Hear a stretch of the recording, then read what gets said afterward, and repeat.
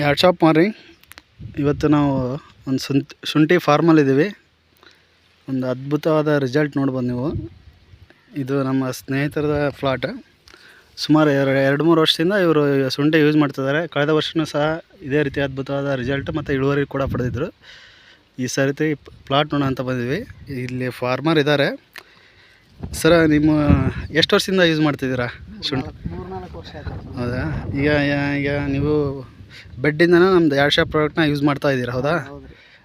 ಈಗ ಹೆಂಗೆ, ಚೆನ್ನಾಗಿ ಅನಿಸಿದೆಯಾ? ಚೆನ್ನಾಗಿ ಅನಿಸಿದೆ. ಈಗ ಎಷ್ಟು ಸರಿ ಡ್ರಿಂಕ್ಸ್ ಮಾಡಿದ್ದೀರಾ? ಈಗ 2 ಸರಿ ಡ್ರಿಂಕ್ ಮಾಡಿದ್ರಿ. ಒಂದು ಬೆಡ್ಡಿಂಗಿಗೆ ಬೆಡ್ಡಿಂಗಿಗೆ ಹಾಕಿದ್ರಿ, ಅದಾದ್ಮೇಲೆ ನಂತರ 2 ಸರಿ ಡ್ರಿಂಕ್ಸ್ ಆಗಿದೆ. ಡ್ರಂಚ್ ಬೆಡ್ಡಿಂಗಿಗೆ ಏನೇನು ಹಾಕಿದ್ರಿ?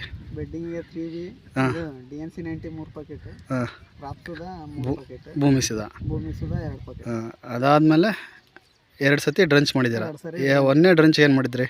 ಒಂದನೇ ಡ್ರಂಚು 3B, ಕ್ರಾಪ್ವಿಟ, ಭೂಮಿಸಿದ, ಆಮೇಲೆ DOG80. ಈಗ 2ನೇ ಡ್ರಂಚ್ ಮಾಡಿ ಎಷ್ಟು ದಿನ ಆಯ್ತು ರೀ? 4-5 ದಿನ ಆಯ್ತು. ಹೌದಾ? ಒಟ್ಟು ಚೆನ್ನಾಗಿದೆ ಪ್ರಾಡಕ್ಟ್. ಒಳ್ಳೆ ರಿಸಲ್ಟ್ ಐತ್ರಿ. ಹೌದಾ? ಮಾಡ್ಬೋದು, ಏನು ತೊಂದರೆ ಇಲ್ಲ. ನೀವು ಮತ್ತೆ ಬೇರೆ ರೈತರಿಗೆಲ್ಲ ಹೇಳ್ತೀರಾ?